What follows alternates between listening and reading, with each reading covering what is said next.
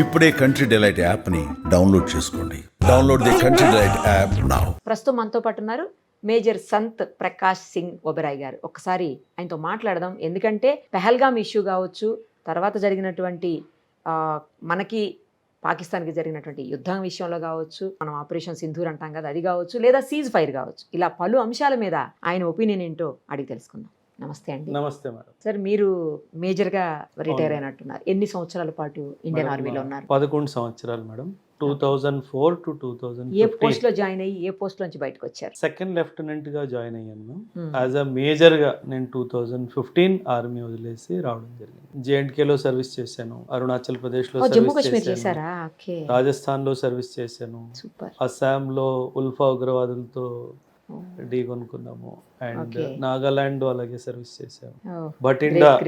బటిండాలో కూడా సర్వీస్ చేశాను. సూపర్. మీరు మీ నేమ్ చూస్తుంటే మేబీ మీరు పంజాబ్ కి సంబంధించిన వాళ్ళేమో, లేదా మీ మూలాలు పంజాబ్ కావచ్చు అనిపిస్తుంది. తెలుగు ఇంత బాగా మాట్లాడుతున్నారు ఎలా? Father is a Punjabi ma'am, అమ్మ is a Telugu Brahmin girl. Love మ్యారేజా? 1970s love marriage. అప్పుడు లవ్ మ్యారేజ్ మమ్మీ వాళ్ళది. సూపర్ అసలు. సో ఇక్కడ సెటిల్ అయిపోయారా? అక్కడ లేదు, ఇక్కడే. మా స్కూలింగ్ అంతా ఇక్కడ హైదరాబాద్ లో మ్యామ్. నేను బదుర్గా కాలేజ్ ఆఫ్ కామర్స్ లో చదువుకున్నాను. ఆ తర్వాత పూణే యూనివర్సిటీలో వెళ్ళి నా లా డిగ్రీ చేయడము, అక్కడ నుంచి ఆర్మీ జాయిన్ అవడం అంతా జరిగింది. ఓకే. కానీ అక్కడ ఉన్న డాడీకి ఇక్కడ ఉన్న మమ్మీకి ఎలా కుదిరింది? Dad was in navy ma'am. Dad was a naval officer. Visakhapatnamlo, his ship was docking in Visakhapatnam. So they came and stayed as a paying guest in my mother's place. So that's how they met, and that's how the love story starts. So ala start అయిపోయింది the love story. అమ్మ నాన్న కలవడం జరిగింది ma'am.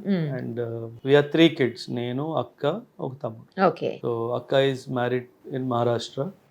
నేను, తమ్ముడు హైదరాబాద్ లో. మీరు love marriage మళ్ళీ మీది కూడా? లేదు మ్యామ్, నేను సింగిల్. Okay okay. అంటే ఆర్మీలో ఉన్నారు కాబట్టి అలాగే ఉండాలని డిసైడ్ అయ్యారా? అలా ఏం లేదు. అంటే ఇంకా ఈ టీచింగ్ ప్రొఫెషన్ ఎలా అంటే యూపీఎస్సి చాలా కమిటెడ్గా ఉండాలి. అంటే కుదరట్లేదు, ఆ దిశలో ఆలోచన వెళ్ళట్లేదు. రైట్. ఓకే. ఈ పేరెంట్స్ ఇక్కడే ఉంటారండి? అమ్మ నాతోనే ఉంటుంది, నాన్నగారు లేరు. 2005లోనే నాన్నగారు చనిపోయారు. అమ్మ నాతోనే ఉంటుంది. ఇన్ఫ్యాక్ట్ ఆర్మీ వదిలేసి రావడానికి కారణం కూడా ఇంకా ఎవరు లేరు ఇంట్లో అమ్మని చూసుకోవడానికి. 2014లో అమ్మ was diagnosed with cancer. So ఇంకా నేను 2015లో ఆర్మీ వదిలేసి ఇంక అమ్మని చూసుకోవడానికి అన్నట్టుగా నేను వచ్చేసాను. ఇంక అప్పటి నుంచి అమ్మ నా దగ్గర ఉంటుంది. I'm taking care. సూపర్. కానీ మేజర్గా అండి మనం ఎక్కడ అబ్జర్వ్ చేసినా సరే మెయిన్ ఎక్కువ మంది ఆర్మీకి వెళ్ళే వాళ్ళలో పంజాబ్ వాళ్ళే ఎక్కువ ఉంటారు. అవును. ఫస్ట్ ప్లేస్ పంజాబ్కే ఉంటుంది. సెకండ్ ప్లేస్ వచ్చి శ్రీకాకుళం అని వింటున్నాము, ఆంధ్రాలో శ్రీకాకుళం. గ్రేట్ ఆ విషయం వింటాను. ఎందుకని ఎక్కువ వాళ్ళే అంటే మ్యామ్, సిక్కిజం లో spirit of service is part of Sikhism. Sikhism కి 3 అంశాలు మేడం. నామ్ జపో, కిరత్ కరో, వండికే చెక్కో.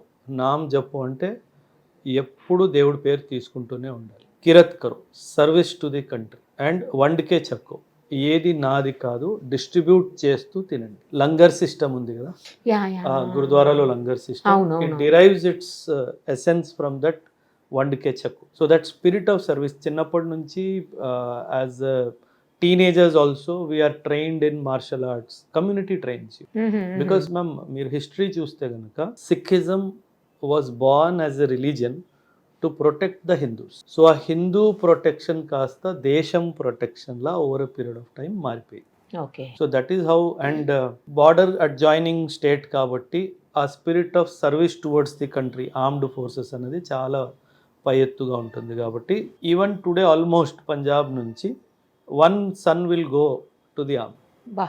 ఈవెన్ టుడే చాలా విలేజెస్ ఈ రోజు కూడా మోస్ట్లీ పెద్ద కొడుకు దేశ సేవకి వెళ్ళిపోతారు. సూపర్ అసలు. అంటే that is part of the culture. పిల్లోడి దగ్గర కూడా ఆప్షన్ లేదు. That's the beauty of the culture. You are the son of the soil, son of the country, son of the mother కాదు, son of the country. So ఆ spirit ఉంది కాబట్టి ఇంకా great అసలు. మీకు చాలా మెడల్స్ కనిపిస్తున్నాయి. ఏ సందర్భాల్లో ఈ మెడల్స్ ఇచ్చారు, అసలు ఎప్పుడు ఇస్తారు? అంటే ma'am, medals depends on the operations అవన్నీ కూడాను. ఫస్ట్ మెడల్ వచ్చేసి this is a medal given for J and K operation. జేఎండ్కేలో ఆపరేషన్స్, యాంటీ టెర్రర్ ఆపరేషన్స్ చేస్తారు కదా, వాళ్ళకి ఇస్తారు.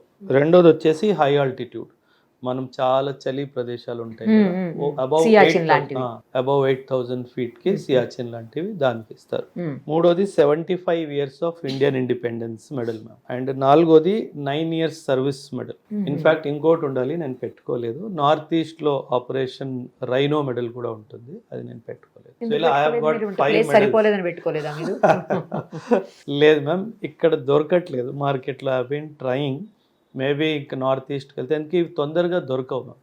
అంటే మెడల్స్ ఎప్పుడైతే మాకు ఇస్తారో Ah. సెరమోనియల్ మెడల్స్ చాలా పాతబడిపోయింది మ్యామ్. అది సో అది పెట్టుకోవడానికి అంత దానికి స్టీల్కి అంత ఇది పట్టింది. సో అది ఓహో, బాగోలేదని రస్ట్ చెప్పేసి పట్టేసినట్టయితే. తెప్పిద్దామంటే కుదరట్లేదు. సో ఈ మెడల్స్ అనేవి ఏ పోస్ట్ లో పనిచేసిన వాడికి సార్ అట్లా ఏమన్నా ఉంటుందా? అట్లా ఏముండదు. ఉంటాయి ఉంటది కదా ఆపరేషన్స్ కూడా ఉంటుంది, పోస్ట్ కూడా ఉంటాయి, చాలా ఉంటాయి. సియాచిన్ మెడల్ వేరేగా ఉంటుంది, ఇది హై ఆల్టిట్యూడ్ మెడల్. సో అంటే మీరు ఎక్కడెక్కడ పనిచేశారు, ఏ ఆపరేషన్స్ లో, ఇప్పుడు ఆపరేషన్ సింధూర్ జరిగింది కదా, ఎవరైతే ఆపరేషన్ సింధూర్లో పార్టిసిపేట్ చేస్తారో వాళ్ళకి సపరేట్గా మెడల్ ఉంటుంది. ఓకే.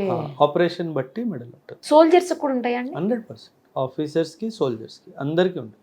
మెడల్స్ విషయంలో ఎవరికి స్పెషల్గా అలా ఉండదు, క్లాసిఫికేషన్ ఏముండదు, ప్రతి ఒక్కరికి ఆ మెడల్ లభిస్తుంది. మనం యుఎన్ పీస్ కీపింగ్కి వెళ్ళామనుకోండి, United Nations Security Council peace keeping వెళ్తాం కదా, దానికి మళ్ళీ వేరే మెడల్. సో అలా ప్రతి ఒక్క కేటగరైజేషన్ మెడల్స్ ఉంటాయి. కొందరికి 15-20 మెడల్స్ కూడా ఉంటాయి. అబ్బా. అంటే లాంగ్ సర్వీస్ ఎవరైతే 25-30 years సర్వీస్ చేస్తారో మీరు చూస్తే గనక వాళ్ళకు కూడా చాలా మెడల్స్ ఉంటాయి. That is the pride of the country. Yes, correct, exactly. That gives us that confidence, నేను దేశ సేవ చేశాను అన్న ఒక ఆలోచన. సోల్జర్ తర్వాత నెక్స్ట్ ఏముంటుందండి? ఎక్కడి నుంచి ఆఫీసర్ లెవెల్ అవుతుంది అసలు? అంటే మ్యామ్ జనరలీ ఆర్మీలో జాయిన్ అయినప్పుడు you join as a soldier. Soldier తర్వాత లాన్స్ నాయక్, మళ్ళీ నాయక్, తర్వాత లాన్స్ హవల్దార్, హవల్దార్ తర్వాత నాయబ్ సుబేదార్, సుబేదార్ మేజర్. అండ్ ఆ సుబేదార్ మేజర్ తర్వాత కొన్ని ఆనరరీ పోస్టులు ఇస్తారు, ఆనరరీ లెఫ్టినెంట్, ఆనరరీ క్యాప్టెన్ అని ఇస్తారు. ఇక్కడ వరకు వీళ్ళు ఆఫీసర్స్ కాదు. ఆఫీసర్స్ కమిషన్డ్ ఆఫీసర్స్ అనే పదం వాడతాం. కమిషన్డ్ ఆఫీసర్స్ ఎలా అంటే గ్రాడ్యుయేషన్ అయిపోయిన తర్వాత సిడిఎస్ ఎగ్జామ్ రాసి కానీ, ఇంటర్మీడియట్ అయిపోయిన తర్వాత ఎన్డీఏ ఎగ్జామ్ రాసి కానీ ఎవరైతే ట్రైనింగ్ తీసుకుంటారో వాళ్ళు కమిషన్డ్ ఆఫీసర్స్ అవుతారు. స్వయంగా ప్రెసిడెంటే అపాయింట్మెంట్ చేస్తారు. We're appointed under his hand and seal, అంటే ఈ signs my commissioning letter. Okay. And starting second lieutenant అని ఉండేది, ఇప్పుడు అది లెఫ్టినెంట్, సెకండ్ లెఫ్టినెంట్ లేదు. So lieutenant, captain, major, lieutenant colonel, colonel, brigadier, major general, lieutenant general, general, ఈ hierarchy. And general తర్వాత field marshal. మనకి ఎలాగైతే Manekshaw field marshal, Cariappa field marshal ఉన్నారో అది field marshal rare madam. Field martial అందరికీ దొరకదు, సాధారణంగా జనరల్తో ఆపేస్తారు. కాకపోతే మానిక్ షా గారికి మాత్రం ఫీల్డ్ మార్షల్ ఇచ్చారు. అంటే అది గవర్నమెంట్ ప్రెరోగేటివ్, ఎవరికైతే ఫీల్డ్ మార్షల్ అనే టైటిల్ ఇవ్వాలి. అంటే ఇట్ ఇస్ ఆనరరీ టైటిల్, అంటే దేశ సేవ అంత బాగా చేశారు అని ఒక చిహ్నంగా దానికి ఇస్తారు. ఈ రిటైర్మెంట్ అనేది మీరు తీసుకుంటారా అండి, లేకపోతే వాళ్ళే ఆఫీసర్సే? ఎలా ఉంటుందంటే మ్యామ్, ఆఫీసర్స్లో 2 types ఆఫ్ రిక్రూట్మెంట్. ఒకటి షార్ట్ సర్వీస్, ఒకటి రెగ్యులర్ పర్మనెంట్ కమిషన్ అంటారు. Short service minimum 10 years, regular service minimum 20 years. Permanent commission ఏదైతే అంటామో పెన్షనబుల్ సర్వీస్కి 20 సంవత్సరాలు సేవ్ చేయాలి. 20 years సేవ్ చేస్తేనే మీకు పర్మనెంట్ కమిషన్ కంప్లీట్ అవుతుంది. ఆ 20 years తర్వాత మీకు ఒకవేళ రావాలి అనిపిస్తే రావచ్చు, లేదా అక్కడే ఉండాలనుకుంటే కూడా ఉండిపోవచ్చా? అంటే మనం ఏ ర్యాంక్ వరకు వెళ్ళామో దాన్ని బట్టి మన రిటైర్మెంట్ డిటర్మైన్ అవుతుంది. కర్నల్ వరకు 52, 53 అలాగా, బ్రిగేడియర్ వరకు 54, మేజర్ జనరల్ 56. దాన్ని బట్టి క్లాసిఫికేషన్ ఉంది. మనం ఏ ర్యాంక్ దాకా వెళ్తున్నామో దాన్ని బట్టి మన రిటైర్మెంట్ ఏజ్ కూడా డిటర్మైన్ అవుతుంది. Okay, okay. మనం ఏ స్టేజ్లోనైనా రిటైర్ కావాలనుకుంటే ఐఏఎస్ వచ్చేయచ్చు? లేదండి, షార్ట్ సర్వీస్లో మాత్రం ఖచ్చితంగా 10 సంవత్సరాలు చేయాలి. ఖచ్చితంగా. పర్మనెంట్ కమిషన్లో మాత్రం ఖచ్చితంగా 20 సంవత్సరాలు చేయాలి. అంటే ఏదైనా హెల్త్ ఫ్యాక్టర్ మీద మీరు రావాలనుకుంటే, మీరు ఏమంటారు, ఏదైనా ఫ్యామిలీ ఇష్యూ వల్ల రావాలనుకుంటే that is called resignation, resigning the commission అంటారు. చాలా రేర్, సంవత్సరంలో ఒక్కలో ఇద్దరు అలాగా. అంటే మరీ అత్యవసర అవసరం ఉంటే తప్పితే ఎవరు జనరలీ రారు. అంటే నాకు ఈ అమ్మ విషయం లేకపోతే మీరు అసలు మైండ్లోనే లేదు, ఆ థాటే లేదు. 2014 వరకు అసలు వదిలేయాలి అన్న థాటే లేదు. ఇన్ఫ్యాక్ట్ ఈ ఆపరేషన్ సింధూర్ జరిగినప్పుడు ఒకరోజు అమ్మతో అలా అమ్మ వైపు చూస్తూ, అమ్మ నీకు బాగుంటే నేను వచ్చేవాడిని కాదు. సో అలా ఆ డైమెన్షన్లో ఆ సర్వీస్ ఎలిమెంట్ ఎంత డీప్ అంటే మ్యామ్, ఇల్లు అన్నదమ్ములు ఎవ్వరూ గుర్తుండరు. అవును. ఆ 24 hours ఆ సర్వీస్ డొమైన్లో వెళ్ళిపోతాం. అవును. ఎప్పుడు నేను 2014 వరకు అసలు నాకు మైండ్లో ఆలోచనే లేదు. And I was doing very well. Almost all కోర్సెస్లో I have been topper. Army ma'am generally మనం ఏమనుకుంటామంటే ఆర్మీ అంటే ఫీల్డ్ ట్రైనింగ్, తుపాకీ పట్టుకొని నిల్చోవాలి అని అనుకుంటాము. కానీ ఆర్మీలో ఉన్నంత చదువు బయట లేదు. అవునా? చాలా చదువు ఉంది మ్యామ్. బికాస్ ఆ వెపన్ సిస్టమ్స్ అన్నీ చదవడం, దాని వెనుక సైన్స్ గురించి చదవడము, ఇవన్నీ విషయాలు చాలా డీప్గా స్టడీ అవుతుంది. సో మనం అనుకోవడం జనరలీ ఒక సామాన్యుడు ఆలోచన ఏంటంటే సైనికుడు అంటే తుపాకీ పట్టుకొని నిల్చో, అవును. కానీ అది కాదు. That is very wrong perception. ఆర్మీలో ఉన్నంత ఎడ్యుకేషన్ బయట లేదు. గ్రేట్. చాలా చదువు ఉంది. మొత్తం ఆర్మీ డిసిప్లిన్ గురించి కానీ, ఆర్మీ హిస్టరీ గురించి కానీ, మన వెపన్స్ గురించి కానీ, ఫీల్డ్ క్రాఫ్ట్ గురించి కానీ, కెమోఫ్లాజ్ గురించి కానీ చాలా లెసన్ లైఫ్ లాంగ్ ఉంటుంది. ఎప్పటికీ ఎప్పటికీ ఒక కెప్టెన్ కూడా చదువుతున్నాడు, ఒక కర్నల్ కూడా చదువుతున్నాడు, ఒక బ్రిగేడియర్ కూడా చదువుతున్నాడు, ఒక మేజర్ కూడా చదువుతున్నాడు, ప్రతి ఒక్కటి చదువుతున్నాడు. ఎందుకంటే అన్లైక్ సివిల్ సర్వీసెస్ ఎప్పుడైతే మనకు ఒకసారి ర్యాంక్ వచ్చేస్తుంది, మనం అకాడమీలో వెళ్ళిన తర్వాత, మసూరీలో వెళ్ళిన తర్వాత ర్యాంక్ ఫిక్సేషన్ అయిపోతుంది.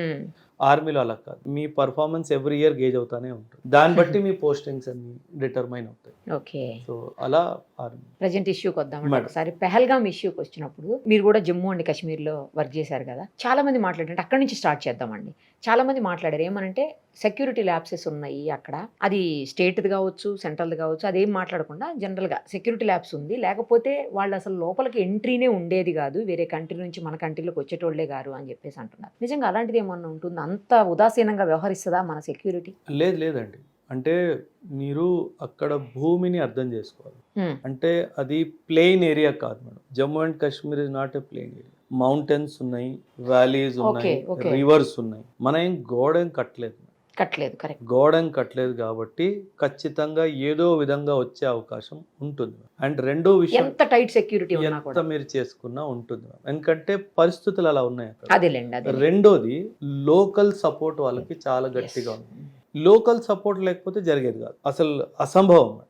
సో ఖచ్చితంగా ఆ లోకల్ సపోర్ట్ ఎలిమెంట్ని మాత్రం అడ్రస్ చేసే అవసరం ముమ్మాటికి ఖచ్చితంగా ఉంది.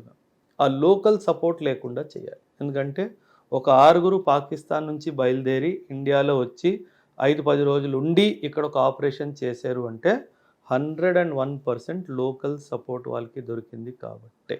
సో ఆ ఇంటెలిజెన్స్ మనం ఎందుకు మిస్ అయ్యామన్నది ప్రశ్న మాత్రం 100% వ్యాలిడ్ క్వశ్చన్. కాకపోతే మ్యామ్ మనకి ఇది ఏదైనా జరిగినప్పుడే తెలుస్తుంది. మాకు డిఫెన్స్ సర్వీసెస్లో ఒక మాట అంటారు మ్యామ్, ఏంటంటే you will win the news when something goes wrong. అంటే ఆర్మీ వాళ్ళు ఒక 100 attacks ని తప్పించారు అనుకోండి, అది న్యూస్లో రాదు. ఒక్క అటాక్లో వాళ్ళు సక్సెస్ అయిపోతే ఖచ్చితంగా న్యూస్లో వస్తుంది. So on an everyday operations కంటిన్యూస్గా జరుగుతాయి మ్యామ్. బికాస్ నేను అక్కడ సర్వీస్ చేశాను కాబట్టి ఆ ఎక్స్పీరియన్స్తో చెప్తున్నాను. అసలు కంటికి నిద్ర అనేది ఉండదు.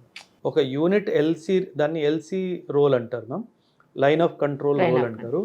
ఎల్సీలో ఒక యూనిట్ డిప్లాయ్ ఉంది అంటే ఆ 18 నెలలు మాత్రము కంటికి కొనుక్కుండదు. అలా సేవ చేస్తేనే మన దేశ సరిహద్దుల్ని మనం కాపాడుతాం. అందులో ఖచ్చితంగా 1-2 మిస్సెస్ ఖచ్చితంగా జరుగుతాయి. ఎందుకంటే అక్కడ ఒక ల్యాండ్ అలా ఉంది, ల్యాండ్ అలా ఉంది కాబట్టి అది మిస్ అయితే ఖచ్చితంగా భౌతిక స్వరూపాన్ని మనం మార్చలేము. అదే ప్రాబ్లం బంగ్లాదేశ్తో కూడా ఉంది. బంగ్లాదేశ్కి మనకి 54 నదులు ప్రవహిస్తున్నాయి బార్డర్స్లో. సో ఎక్కడ వాళ్ళు ఎలా లోపలికి వస్తున్నారో, ఒక బోట్ వేసుకొని వచ్చేస్తున్నారా, లేకపోతే ఎలా ఫెన్స్ కింద నుంచి వస్తున్నారా అన్నది తెలియజేసుకోవడం చాలా కష్టం. సో అక్కడ ప్రాబ్లమ్స్. మీరు ఇందాక ఒక మాట అన్నారు, లోకల్ వాళ్ళ సపోర్ట్ ఉంది 100% అని. ఎస్ ఉంది, కానీ అది నాకు ఇక్కడ డౌట్ ఏంటంటే, నేను ఏం అడగాలనుకుంటున్నానంటే, లోకల్ వాళ్ళ సపోర్టు వాళ్ళు ఇష్టంగా ఇచ్చారా, లేకపోతే వీళ్ళు భయపెట్టించి బలవంతంగా సపోర్ట్ తీసుకున్నారా? అంటే మీ ఒపీనియన్ ఏదై ఉండొచ్చు? అంటే మేడం 2 జరుగుతాయి, కానీ ముఖ్యంగా ఇష్టంగానే ఇస్తున్నారు. 2 జరిగే అవకాశాలు ఉన్నాయి, కానీ 90% ఆఫ్ కేసెస్లో వాళ్ళు ఇష్టంగానే డబ్బులకు ఆశపడి దేశాన్ని అమ్మేస్తున్నారు. ఓకే. డబ్బులు కాశపడి మాత్రమే, ఇంకేం కాదు. సో అక్కడ చాలా పెద్ద తప్పు జరుగుతుంది మ్యామ్. ఇప్పుడు ఈ సంవత్సరం కాశ్మీర్లో టూరిజం ఉండదు. ఎవరు నష్టపోయారు మేడం? మన ఆ లోకల్సే కదా. వాళ్ళు నష్టపోతారు, సేమ్ టైం కంట్రీ కూడా. కంట్రీ కూడా ఖచ్చితంగా చూడాలంటే లోకల్స్ కదా. ఎందుకంటే మ్యామ్ జేఎండ్కేలో tourism is the biggest economic activity. Okay. And ఈ టైంలో ఏదో పని చేయడం వల్ల ఎవరు నష్టపోయారు మేడం? మీకే నష్టం కదా. Correct correct. మీ పిల్లలే ఎంప్లాయ్మెంట్ ఉండదు కదా, మీ ఇంట్లోనే ఫుడ్ రాదు కదా. బిజినెస్ ఉండదు మీకు. ఆ ఆలోచన లేదు మేడం. ఆ ఆలోచన వస్తే ఖచ్చితంగా ఆ రోజు టెర్రరిజం తానంటూ తనే పోతుంది.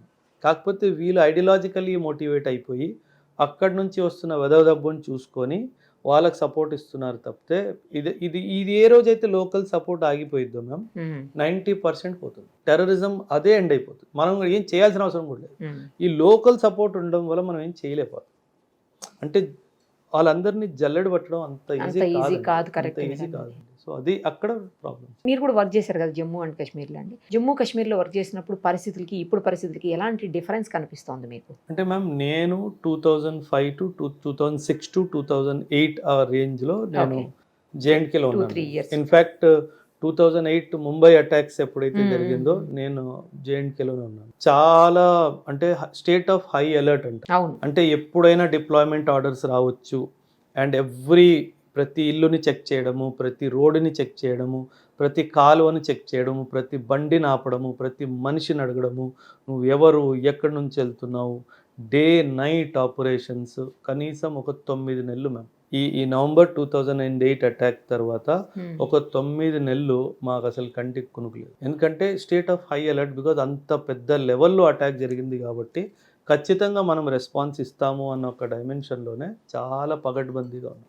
సో మనం ఇక్కడ కూర్చొని వీడియోలు చేయడం చాలా ఈజీ. కరెక్ట్. అక్కడ ఒక సైనికుడు, ఒక ఆఫీసర్, ఒక యూనిట్ ఎలాంటి పరిస్థితుల్లో మన దేశ సరిహద్దుల్ని కాపాడుతుందో ఒక సామాన్యుడు అది అర్థం చేసుకోలేదు. ఎందుకంటే ఇది మనం ఊహ చేసుకోవచ్చు, ఎందుకంటే మనం అది చూడలేదు కాబట్టి.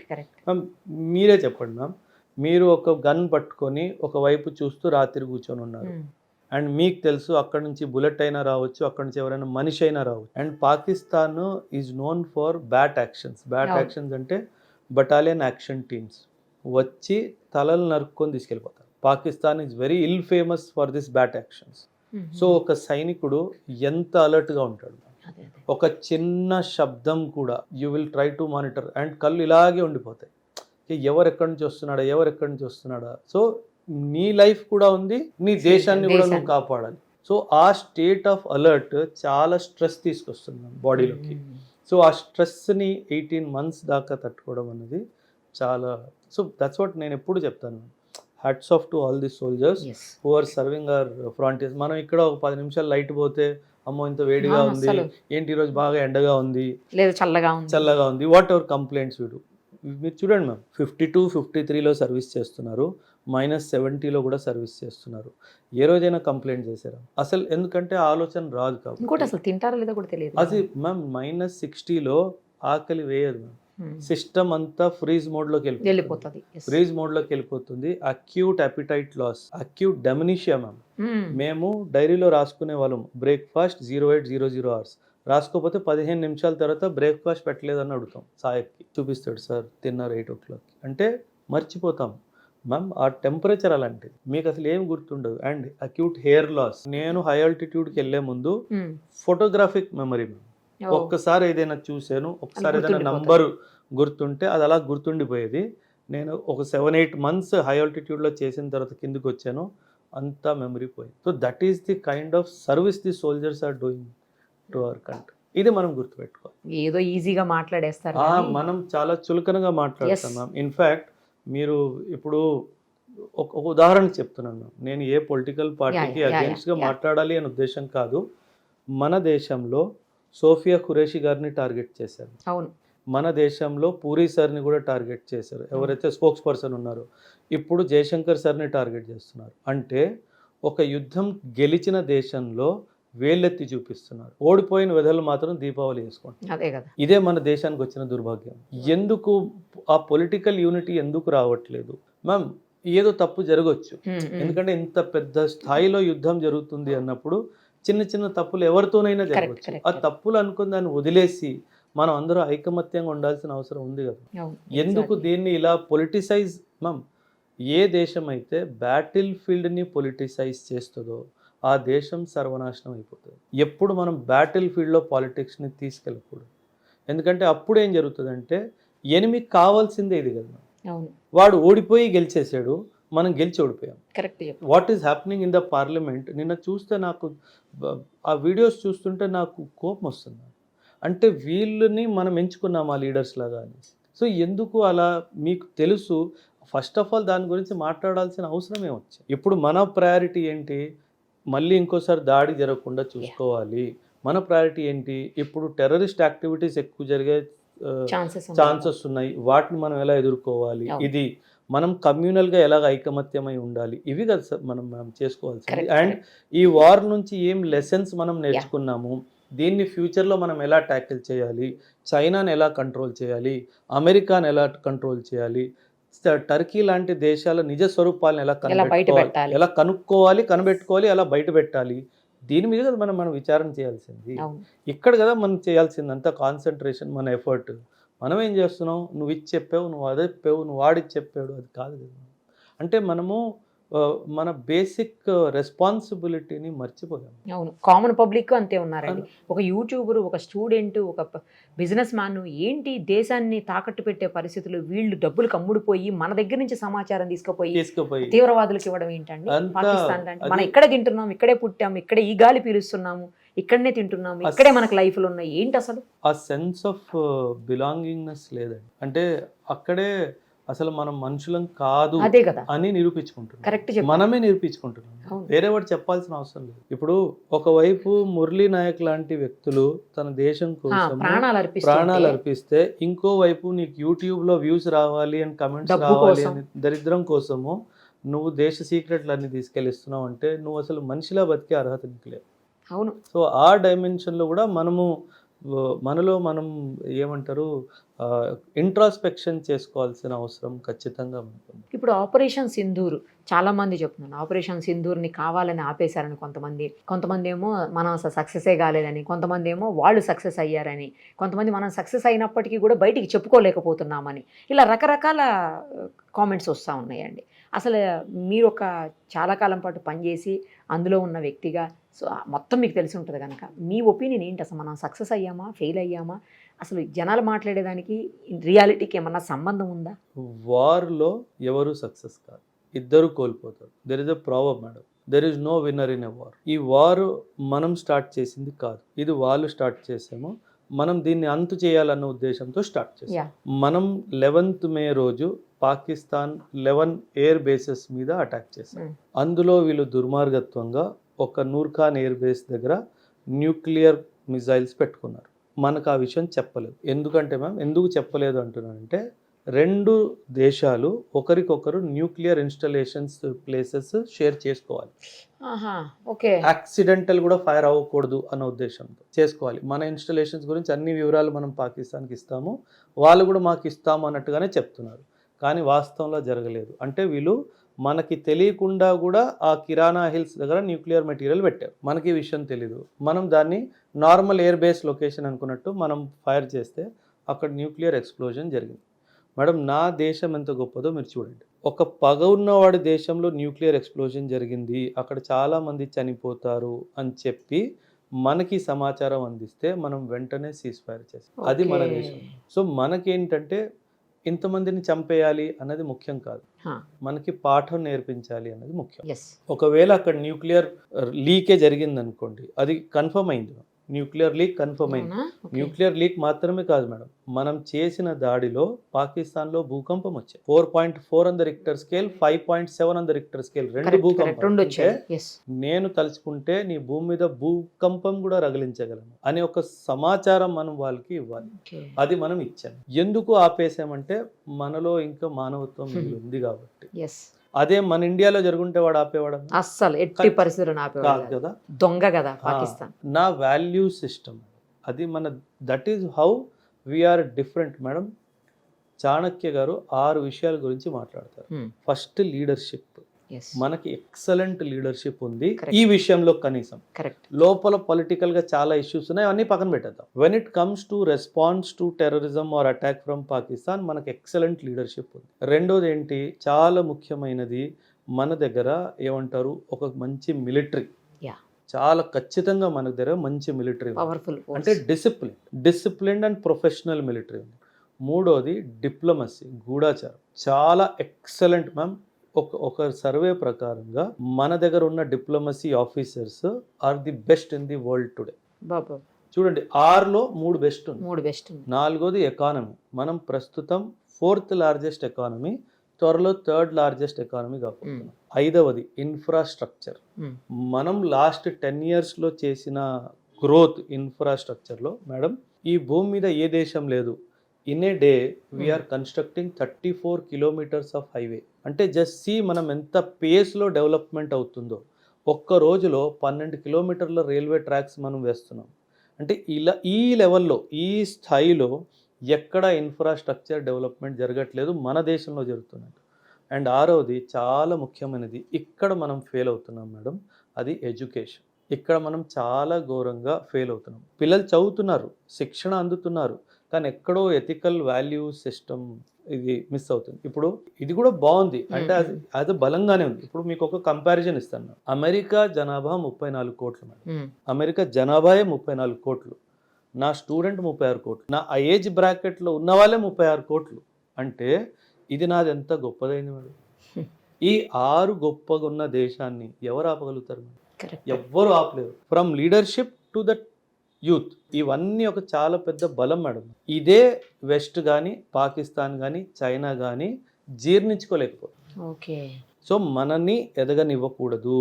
మనం ఎదిగితే వీళ్ళు మనకి కంట్రోల్ చేయడానికి మనకు కంట్రోల్ చేసే, మనము వాసుదైవ కుటుంబం అని అంటాం. అసలు మన ఆలోచనకి వీళ్ళు ఎక్కడ దగ్గరికి రాలేరు. ఇన్ఫ్యాక్ట్ నేను ఒక వీడియోలో కూడా మాట్లాడాను, ట్రంప్ గారి మెసేజ్లో కామన్ సెన్స్ అనే పదం వాడాడు మేడం. అసలు కామన్ సెన్స్ లేని మనిషి ఆయన. కరెక్ట్ చెప్పారు. కామన్ సెన్స్ లేని దేశం నీది. నువ్వు మనుషుల్ని నిలువుగా నరికిన రోజులు ఉన్నాయి వియత్నాం వార్. నువ్వు ఊరూరిని కాల్చేసిన రోజులు ఉన్నాయి నపామ్ బాంబ్స్ వాడేసి. నువ్వు ఆఫ్ఘనిస్తాన్లో 20 సంవత్సరాలు ఏం చేసావు మాకు తెలియదా? నువ్వు గ్రీస్లో ఏం చేసావు, టర్కీలో ఏం చేసావు, World War IIలో ఏం చేసావు? జపాన్ మీద అటమ్ బాంబ్ వేయాల్సిన అవసరమే లేదు మేడం. నువ్వు అన్నెసెసరీలీ జపాన్ మీద అటమ్ బాంబ్ వేసి ఎంతమందిని చంపావు? అండ్ నువ్వు కామన్ సెన్స్ గురించి నాతో మాట్లాడుతున్నావు. 5000 సంవత్సరాల సివిలైజేషన్ మేడం నాది, అండ్ నువ్వు నాకు కామన్ సెన్స్ నేర్పడం ఏంటి? And why we're keeping quiet about? అదే నాకు అర్థం కాని విషయం అండి. ఎందుకంటే నేనే ఆపించాను యుద్ధాన్ని, నా వల్ల ఆగిపోయింది. 2 బలమైన దేశాలు అంటే ఎవరు బలమైన దేశం? పాకిస్తాన్ బలమైన దేశమా మేడం? లాగ్ గట్టి కొడితే పడిపోయింది దేశం. అదే కదా. అంటే నేను ఒక్క కోణమే చెప్తాను, థౌజండ్స్ ఆఫ్ కోణాల్లో మనం పాకిస్తాన్కి ఎక్కడో ఉన్నాం. అవును, ఒక్కటే కోణం చెప్తాను. నా దగ్గర ఫారిన్ ఎక్స్చేంజ్ రిజర్వ్స్ లో ఈ రోజు $700 బిలియన్ ఉన్నాయి. పాకిస్తాన్ $2 బిలియన్ అడుక్కొని తెచ్చుకుంది మొన్న. నువ్వు నాతో పోలి 2 సమానత్వం అంటావేంటి? అంటే వీళ్ళు లేదు మేడం, ఇది ఒక కాన్సెప్ట్ గురించి బ్యాలెన్స్ ఆఫ్ పవర్. అంటే పాకిస్తాన్తో నేనున్నాను అని ఒక సందేశం ఇండైరెక్ట్ గా వీళ్ళు చాలా దుర్మార్గులు మేడం. సో వీళ్ళు పాకిస్తాన్ని ఎప్పుడు ఫెయిల్ అవనివ్వరు. పాకిస్తాన్ని మనం ఫైనల్ గా క్లోజ్ చేస్తున్నాం అనగానే మధ్యలో వచ్చేస్తారు. ఎందుకు అలాగా? ఏంటి వాళ్ళకి అంత ఇంట్రెస్ట్ ఏంటంటే మేడం, పాకిస్తాన్ అమెరికా దగ్గర ఆయుధాలు కొంటాయి, అండ్ పాకిస్తాన్ ఓడిపోయింది అనుకోండి మేడం, ఆ ఆయుధాలు మంచివి కావు, అందుకే పాకిస్తాన్ ఓడిపోయింది అని నిరూపించబడుతుంది. అప్పుడు ఆయుధాలు ఇంకెవ్వరు కొనరు కాబట్టి వాడిని బిజినెస్ ఆగిపోద్ది, 100% బిజినెస్ ఆగిపోయింది అనేసి వాడిని ఓడిపోకుండా చూసుకోవాలి. చైనా ఏంటంటే పాకిస్తాన్ ఓడిపోయిందంటే, పాకిస్తాన్ ఒకవేళ వరల్డ్ మ్యాప్లో లేదు అనుకుందాం, ఇండియా అటెన్షన్ అంతా నా మీదకి వస్తుంది. సో నా మీదకి రావద్దు అంటే పాకిస్తాన్ని నేను చావకుండా చూసుకోవాలి. పాకిస్తాన్ని ఇన్ఫ్యాక్ట్ ఈ సీజ్ ఫైర్ డిక్లేర్ అయిన తర్వాత కూడా చైనా ప్రెషర్ పెడితేనే ఆ రోజు రాత్రి మళ్ళీ వాళ్ళు డ్రోన్ అటాక్ చేశారు. చైనా ఏమన్నదంటే, నేను డబ్బులు ఇస్తాను, నేను డ్రోన్స్ ఇస్తాను, నువ్వు అటాక్ కొనసాగించు అని చెప్తే ఆ ప్రెషర్లోనే వాళ్ళు చేశారు. ఆ తర్వాత న్యూక్లియర్ లీక్ ఎక్కువ అవడం వల్ల వాళ్ళకి ఏం చేయాలో అర్థం కాలేదు. So over a period of time spread అవుతుంది.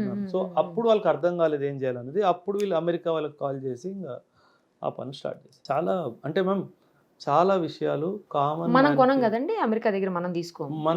మనము అసలు ఏమి తీసుకోలేదు. ఇన్ఫాక్ట్ మనం majorly 60 to 70% of the army weapons 70 to 80% of air force weapons, 80 to 85% of naval weapons are Russian origin.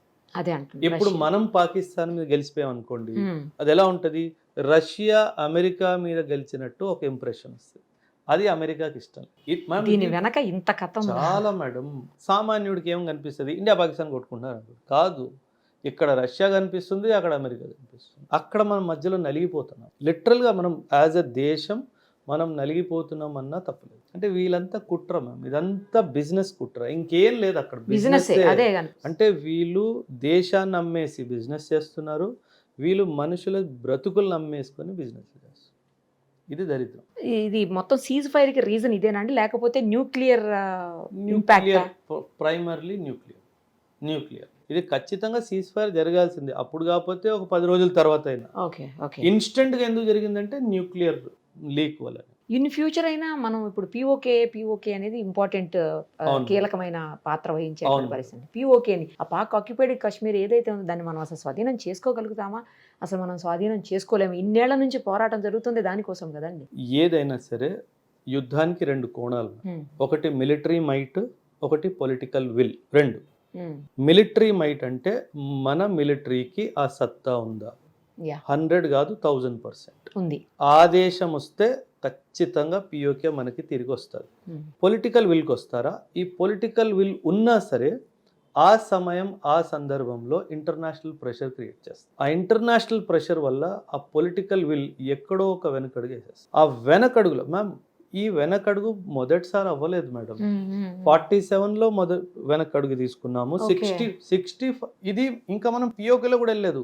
65 వార్లో మనం లాహోర్ వెళ్ళిపోయాం. లాహోర్ నుంచి మళ్ళీ మనం తిరిగి వచ్చాం మ్యామ్. కరెక్ట్. అండ్ 71లో మన ఉద్దేశం వెస్ట్ పాకిస్తాన్ కావద్దు కాబట్టే వదిలేసాం. మన ఉద్దేశం బంగ్లాదేశ్ లిబరేషన్ కాబట్టి వెస్ట్ వైపు మనం ఎక్కువ చేయలేదు.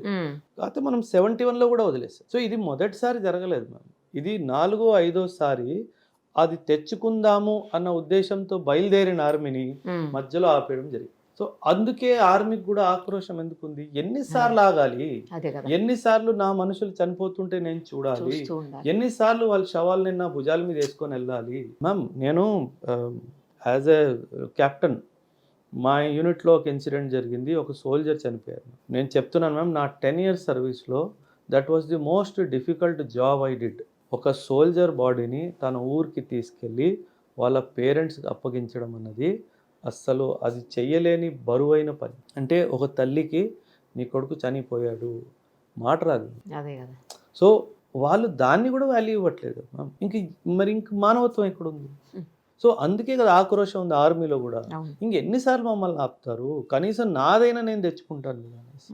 అంటే ఇన్ఫ్యాక్ట్ దెర్ ఇస్ అంటే ఇంకో మాట ఏంటంటే, మేము 14 లక్షల మంది ఉన్నాం, పిఓకే తెచ్చుకోకపోతే అసలు ఎందుకు మేము అన్నట్టు మాట్లాడుతాం. వదిలేండి మమ్మల్ని, వెళ్ళిపోతాం ఇంటికి. సో అంత ఆక్రోశంలో మళ్ళీ సీజ్ ఫైర్ అసలు అయిపోతుంది. పిఓకే మనకి స్వాధీనం అయిపోతుంది అనుకున్న టైంలో సీజ్ ఫైర్ ఇదేంట్రా అర్థం కాని సిచ్యువేషన్. సో కాకపోతే పాకిస్తాన్ ఏంటంటే మ్యామ్, వాళ్ళకి సెల్ఫ్ రెస్పెక్ట్ లేదు అస్సలు లేదు. వాళ్ళు వెళ్ళి ఎవరి కాలు మీదైనా దరిద్రంగా పడతారు. మనం 100 సార్లు ఎవరినైనా ఏమైనా అడగాలి అంటే మనం సెల్ఫ్ రెస్పెక్ట్ ని చంపుకోలేక మానేస్తాం అడగడం. వాళ్ళకి అలాంటివి ఏమీ లేవు. వాళ్ళు ఎవరి దగ్గరైనా భిక్ష అడుగుతారు. తెచ్చుకున్నారు డబ్బులు కూడా అది దీనికోసం తెచ్చుకుంటారు. వాళ్ళకి ఇవన్నీ పట్టించుకోరు. వాళ్ళంతా సిగ్గులేని ప్రజలు. అదే ఇచ్చేవాళ్ళు కూడా ఎట్లా ఇస్తారండి? అట్లా ఇచ్చేవాళ్ళు ఏంటంటే తమాషా చూద్దాం అనేసి, ఇచ్చేవాళ్ళు తమాషా చూద్దాం అనేసి, పుచ్చుకునే వాళ్ళేమో తమాషా చేద్దాం అనేసి. సో ఆ డైమెన్షన్లో సాగుతుంది. ఇప్పుడు మీరు ఇందాక చెప్పినప్పుడు విషయం నాకు ఒకటి, 1971 వార్ గురించి మాట్లాడారు మీరు. అప్పుడే అసలు మనం చాలా దూరం వెళ్ళి వెనక్కి తిరిగి వచ్చేసామని చెప్పేసి. కానీ ఇప్పుడు కొంతమంది మాట్లాడుతున్నారు ఇందిరాగాంధీ గారే చాలా ఫార్వర్డ్గా డేరింగ్గా స్టెప్ వేశారు ముందుకి, బట్ ఇప్పుడు మోడీ గారు వేయలేకపోయారు, మోడీ గారు వెనక్కి మధ్యలోనే తగ్గిపోయారు అని చెప్పేసి కొంతమంది మాట్లాడుతుంది. ఇందులో నిజమెంత అండి? మీరే చెప్పాలి కరెక్ట్గా. మేడం, నేను పర్సనల్గా ఇందిరాగాంధీ అడ్మైరర్. నేను పొలిటికల్ అడ్మైరర్ కాదు. I admire her as a leader. ఎందుకంటే నేను పాలిటిక్స్కి చాలా దూరంగా ఉన్నాను. ఇందిరాగాంధీ ఒకేసారి పుట్టింది, మళ్ళీ పుట్టింది. అండ్ ఇందిరాగాంధీ దరిదాపుల్లో ఎవ్వరూ వెళ్ళలేరు. 1971 ఆపరేషన్ ఎలాగైతే తను చేసిందో ఈ భూమి మీద ఎవ్వరూ చేయలేరు. ఎవ్వరు అంటే నేను ఇండియా అనట్లేదు మేడం. అలాంటి లీడర్ ఈ భూమి మీద మరి పుట్టలేదు. ఓకే. అంత డేరింగ్ మ్యామ్. అప్పట్లో మన దగ్గర ఏముంది మేడం? ఏమీ లేదు. అమెరికా దగ్గర బియ్యం గోధుమలు అడుక్కుని తినే తినే టైంలో పరిస్థితి కూడా అప్పట్లో. ఇంత పెద్ద పని తను చేసిందంటే ఎవ్వరూ చేయలేరు. ఓకే. నేను బల్లగుద్ది చెప్తాను, ఇందిరాగాంధీ లాంటి లీడర్ మళ్ళీ పుట్టరు. అది బీజేపీ వాజ్పేయి చెప్పారు మేడం, షీఈ్ దుర్గామాత అని. అంటే ఒక దేవునితో తన్ని పోల్చాడు. అంత కరేజ్ తను చూపించింది కాబట్టి 1971లో ఆ బంగ్లాదేశ్ జరిగింది మేడం. లేదంటే అప్పట్లో మనకి అమెరికా నుంచి ఎంత ప్రెషర్ తెలుసా మేడం? నువ్వు ఆపుతావా, నేను నా ఫ్లీట్ని పంపించాలా అన్నా సరే నువ్వు ఏమైనా చేసుకో అని చెప్పేసి ముందడుగేసింది. ఆ డేరింగ్ అండ్ డాషింగ్ మళ్ళీ రాదు. అంటే నేను this is not a political statement. నేను I'm a big admirer of Indira Gandhi. I hate her also, I love her also. Hate her because కొన్ని పొలిటికల్ డైమెన్షన్లో కాన్స్టిట్యూషన్తో బాగా ఆడుకుంది. సో ఆ డైమెన్షన్లో because I'm a teacher of polity, so ఆ డైమెన్షన్లో నాకు కొంచెం తనతో ఇది ఉంది తప్పితే అన్ ఎక్సలెంట్ లీడర్. అంటే లీడర్కి ఉండాల్సిన లక్షణాల్లో 100కు 100 లక్షణాలు తనలో. ఓకే. అలాంటి లీడర్ మనకి ఈ టైంలో కావాల్సింది. సో కాకపోతే మేము ఇంటర్నేషనల్ సిచ్యువేషన్స్ కూడా మారుతుంది. టైం అండ్ స్పేస్ని కూడా మనం చూసుకోవాలి కాబట్టి ఆ సమయం సందర్భం మనకు ఒక ఉద్దేశం ఉంది. 2047 వరకు మనం ఒక డెవలప్డ్ కంట్రీ లాగా వికసించాలి. ఇప్పుడు దీని మీద ఎక్కువ వెళ్ళాం అనుకోండి మేడం, డెవలప్మెంట్ వెనక్కి వెళ్ళిపోయింది. సో మేబీ మన ప్రధాని గారు కూడా ఇదే ఆలోచన తీసుకొని ఒక నిర్ణయానికి వచ్చి ఉంటారు. అందుకే చెప్పారు ఆయన, నేను ఆపరేషన్ సింధూర్కి ఫుల్ స్టాప్ పెట్టలేదు, ఓన్లీ కామాయే పెట్టాను అని చెప్పి చాలా స్పష్టంగా చెప్పారు. అంటే నువ్వు మళ్ళీ ఏమైనా చేసేవనుకో ఈసారి మళ్ళీ లోపలికి వచ్చి కొడతాను అన్న ఉద్దేశంతో మాత్రం ఖచ్చితంగా చెప్పడం జరిగింది. అండ్ అది చాలు అని నేను కూడా అనుకుంటున్నాను. అంటే పాకిస్తాన్ బుద్ధి తెచ్చుకునే దేశం కాదు అసలు. వాళ్ళకి ఈ సీజ్ ఫైర్ మహా అయితే 1 నెల, అంతే, మహా అయితే ఒక 2 నెలలు. ఇది మళ్ళీ జరగాల్సిందే. వాళ్ళు ఏదో పని చేస్తారు. ఎందుకంటే వాళ్ళు ఏదో పని చేయకపోతే కంట్రీలో సిచ్యువేషన్ బాగాలేదు. జనాలు క్వశ్చన్లు అడగడం స్టార్ట్ చేస్తారు. అండ్ జనాలు క్వశ్చన్లు అడగడం స్టార్ట్ చేస్తారు. వాళ్ళ మైండ్ని డైవర్ట్ చేయడానికి మళ్ళీ ఏదో పని చేస్తారు. సో ఇది మనకి ఇంకంటే అందుకే ఇంగ్లీష్లో ఒక ప్రావర్బ్ ఉంది madam, you can choose your friends but not your neighbours. Correct. So దరిద్రంగా మనకే వీళ్ళు తగిలేరు కాబట్టి ఇంకా మనం క్యాన్సర్ లాంటిది మేడం, దాంతో మనం బతకాల్సిందే. మనకి ఇంకేం అవకాశం. కానీ ఎంత సీజ్ ఫైర్ అయినా, ఎంత శాంతియుతంగా ఉన్నా బోర్డర్లో వాళ్ళు కవ్విస్తూనే ఉంటారట కదా సైనికుల్ని, మనోళ్ళని, మన ఆర్మీని మొత్తం. మేడం కొంతమంది పిల్లలు మనం ఎంత వాళ్ళని కంట్రోల్ చేసినా వాళ్ళు ఎక్కడో ఏలు పెడతాం. పాకిస్తాన్ బుద్ధి కూడా అంతే. మనం ఎంత సీజ్ ఫైర్ చేసినా, మనం ఎంత వాళ్ళని సరేలే పోనీలే అని వదిలేసినా వాడు ఆ ఏదో పని చేస్తూనే ఉంటాడు. ఎందుకంటే పాకిస్తాన్లో ప్రస్తుతం మేడం ఒక అంచనా ప్రకారంగా 30,000కు పైగా తీవ్రవాదులు ట్రైన్ అయి ఉన్నారు. మరి వాళ్ళు ఏం చేసుకోవాలి మేడం? వెపన్ ఇచ్చావు, ట్రైనింగ్ ఇచ్చావు, ఐడియాలజికల్ ఇండాక్ట్రినేషన్ ఇచ్చావు, వాళ్ళకి టార్గెట్ చూపించకపోతే నిన్నే కొడతారు. అసలు వాళ్ళ ఆర్మీ ఎందుకండి కంటిన్యూస్గా వాళ్ళకి సపోర్ట్ చేసేది ఏంటి అసలు? అంటే మ్యామ్ ఇంటర్నేషనలీ పాకిస్తాన్ ఆర్మీని ఏ దేశం వాళ్ళు రెస్పెక్ట్ ఇవ్వరు. అసలు జాయింట్ ఆపరేషన్స్ జరుగుతాయి కదా, అసలు ఆ జాయింట్ ఆపరేషన్స్లో పాకిస్తాన్ ఆర్మీని ఎవరు పెద్ద పట్టించుకోరు. ఎందుకంటే they are rogue army, they are not professional army కాదు వాళ్ళు. అంటే వాళ్ళ పని ఓన్లీ టెర్రరిజం చేయడము, టెర్రరిస్టులను ట్రైన్ చేయడం, ఇదే తప్పితే మేడం వాళ్ళు తయారు చేసిన ఒక వెపన్ దాకెందుకు మేడం? ఒక కార్ లేదు, ఒక కార్ తయారు చేసుకోలేని దేశం మనం ఈ దాడికి వచ్చేస్తుంది అంటే ఇంకేం చెప్పాలి? మనం మార్స్లోకి వెళ్తున్నాము, మనం చంద్రుడి మీద వెళ్ళిపోయాము, పాకిస్తాన్ ఎక్కడికి వెళ్తుంది చెప్పండి? భూమిలోకి వెళ్ళిపోతుంది. అది వాళ్ళకి అర్థం కావట్లేదు. సో అందుకే వాళ్ళకి ఈర్ష్య, మనం ఏం చేయలేకపోతున్నాం, వీళ్ళు అక్కడ దాకా వెళ్ళిపోయారు, ఏదో ఒకటి చేసి వీళ్ళ గొడవలు పెట్టాలి, వాళ్ళు కొట్టుకొని చచ్చిపోవాలి, మనం చూసి ఆనందపడాలి. రాక్షస ఆనందం ఉంటారు చూడండి, అది పొందాలి. వీళ్ళు కొట్టుకుంటున్నారు. Ma'am Amritsar Golden Temple madam మీద దాడి చేయడానికి ప్రయత్నించావు. ఒరే యదవ, Guru Nanak was born in your land. నీకు ఆ మాత్రం కూడా ఇంత సెన్స్ లేకపోతే అసలు నువ్వు మనిషివేనారా? అండ్ పాకిస్తాన్లో పంజాబీసే ఎక్కువ ఉన్నారు మ్యామ్. పాకిస్తాన్లో ఉన్నంత పంజాబీస్ మన దగ్గర కూడా లేరు. అంటే మీకు ఆ గీత జ్ఞానం కూడా లేదరా? నీ భూమి మీద పుట్టిన ఒక పవిత్ర ఆత్మ అక్కడ ఆయన ఒక గుడి కట్టిస్తే దాన్నే ధ్వంసం చేస్తా అనుకుంటున్నావు. అసలు నువ్వు మనిషివేనా? అంటే ఆ దేశం ఎక్కడికి వెళ్ళిపోతుంది మ్యామ్, నాకు అర్థం కాదు. సో వీళ్ళకు ఎటువంటి ఇది మంచి ఇది చెడు ఆ డిఫరెన్సియేషన్ లేదు మ్యామ్. వీళ్ళకి ఒకటే ఏంటంటే చంపాలి, చావాలి, ఇంకేం లేదు.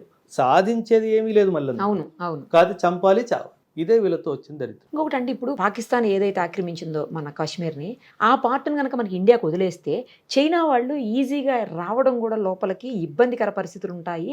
అందుకనే చైనా ప్రతిసారి ఇంటర్ఫీర్ అయిపోయి వాళ్ళకి సపోర్ట్ చేస్తూ దీన్ని అసలు రానివ్వకుండా చేస్తుంది అదే ఇండియాకి అని అంటారు సార్. మ్యామ్, నిజమేనా? అది ఇన్ఫ్యాక్ట్ నేను ఎవరితోనో మాట్లాడుతున్నప్పుడు దీని గురించి కూడా నేను మాట్లాడాను. ఓకే. జనరలీ పాకిస్తాన్ ఒక మెసేజ్ ఏమిస్తుంది అంటే, నేను కశ్మీర్లో ఉన్న ముస్లిం బ్రదర్స్ని కాపాడడానికి వస్తున్నాను అని ఒక ఇమేజ్ క్రియేట్ చేస్తాను. అది ఫాల్స్ ఇమేజ్. అదే అదే అదే. ఇది ఫాల్స్ అని నేను ఎలా చెప్తానంటే, చిన్న విషయం, చైనాలో ఉయిగూర్ ముస్లిమ్స్ని పిట్టల్ని కాల్చినట్టు కాలుస్తున్నాడు. నువ్వు ఏ రోజైనా నోరు తెరిసావా చైనా మీద? ఏ రోజైనా? ఇప్పుడు నేను మన దేశంలో ముస్లిమ్స్కి ఇచ్చిన స్వేచ్ఛ ముస్లిం ల్యాండ్లో కూడా లేదు. అవును, అదే అంత కరెక్ట్ స్వేచ్ఛని చెప్పారు మీరు. నేను ఇచ్చాను అండ్ నువ్వు నా మీద వేలు చూపిస్తున్నావు. అదే ఉయిగూర్ ముస్లిమ్స్ని లిటరలీ మేడం పిట్టలు కాల్చినట్టు కాలుస్తున్నారు చైనాలో. ఓకే. ఏ రోజైనా నువ్వు నోరు తెరిసావా? లేదు మేడం. భయమా? భయం ఏంటి మ్యామ్? తంతాడు వాడు. ఆ భయం కాబట్టి వీళ్ళకి ఏంటంటే పిఓకే ఉంటే పాకిస్తాన్కి చైనాకి డైరెక్ట్ ల్యాండ్ యాక్సెస్ ఉంటుంది. ఆ ల్యాండ్ యాక్సెస్ పోవద్దు అంటే పాకిస్తాన్ దగ్గర పిఓకే ఉండాలి. అంతే తప్పితే ఇండియన్ ముస్లిమ్స్ మీద కానీ కాశ్మీరీ ముస్లిమ్స్ మీద కానీ వీళ్ళకి ఎటువంటి ప్రేమ లేదు.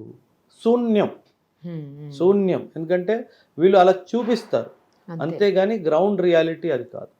అది గ్రౌండ్ రియాలిటీ మాత్రం ఖచ్చితంగా కాదు. రాబోయే రోజుల్లో ఎప్పటికైనా సరే పిఓకేని మనం స్వాధీనం చేసుకుంటాం. ఖచ్చితంగా రావాల్సిందే మేడం. నా ఆశ పరంగా అయితే 2025లోనే జరగాల్సింది. అదే. ఇప్పుడు ఇది సడన్ గా జరిగింది, కానీ ఇంకొకసారి ఏదో పని మాత్రం పాకిస్తాన్ ఏమైనా చేసింది అనుకోండి, టెర్రరిజం కానీ ఇంకేదైనా కానీ, అప్పుడు మాత్రం మన భారత ప్రధానిని కానీ మన దేశాన్ని కానీ ఎవ్వడు ఆపలేదు.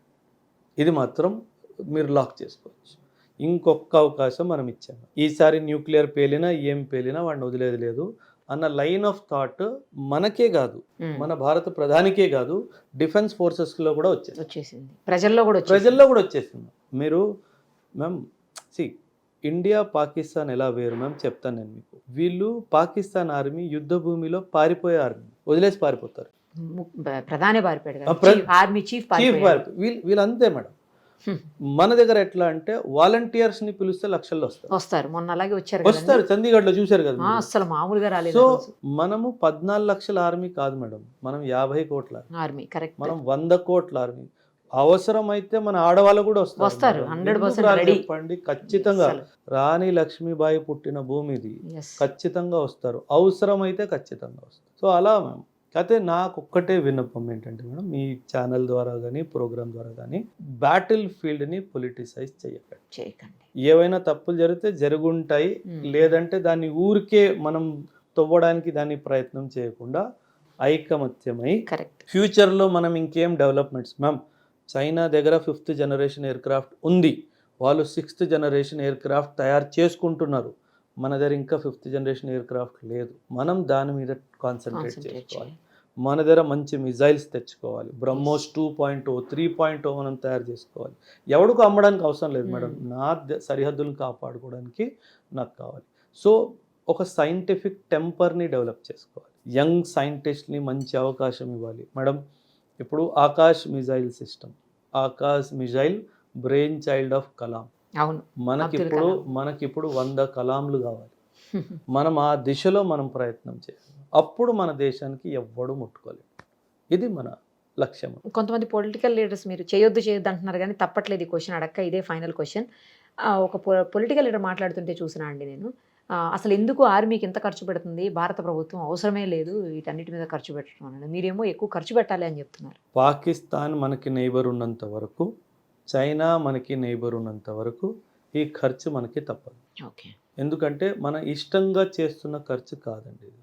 ఎందుకంటే మన స్వతంత్రం కోసము, మన ఇంటెగ్రిటీ సావర్నిటీ కోసం చేస్తున్న ఖర్చు కాబట్టి తప్పదు. మనం ఇప్పుడు ఎలా మనం హెల్త్ ఇన్సూరెన్స్ చేసుకుంటామో, యాక్సిడెంటల్ ఇన్సూరెన్స్ చేసుకుంటామో, ఇది మన దేశానికి ఇన్సూరెన్స్ లాంటిది మేడం. సైనికుడు లేని దేశము తెరిచేసిన తలుపులు లాంటిది, ఎవడైనా లోపలికి రావచ్చు. సో ఖచ్చితంగా సైనికుడు మాత్రం చాలా బలమైనోడు ఉండాలి. ఆ బలమైన సైనికుడు కావాలి అంటే యుద్ధాయుధాలు ఉండాలి, మంచి సైనికుడు, విలువలు కలిగిన సైనికుడు, ఒక ప్రొఫెషనల్ సైనికుడు మనకి కావాలి.